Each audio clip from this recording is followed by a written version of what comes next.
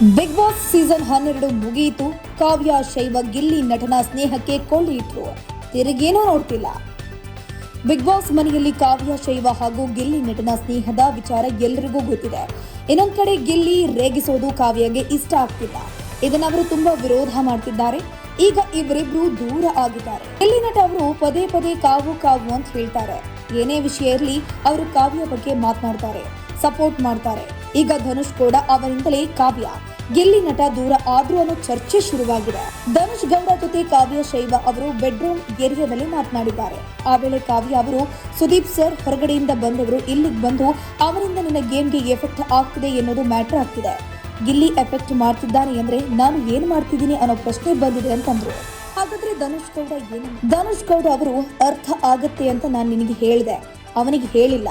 ಇವರೇ ಬನ್ನಿ ಅಂತೀನಿ, ತಾಳಿ ಕಟ್ತಾನೆ ಅಂತಾರೆ, ಬ್ರಾಸ್ಲೆಟ್ ಕೊಟ್ಟು ಎಂಗೇಜ್ಮೆಂಟ್ ಆಯ್ತು ಅಂತಾನೆ ಎಂದಿದ್ದಾರೆ.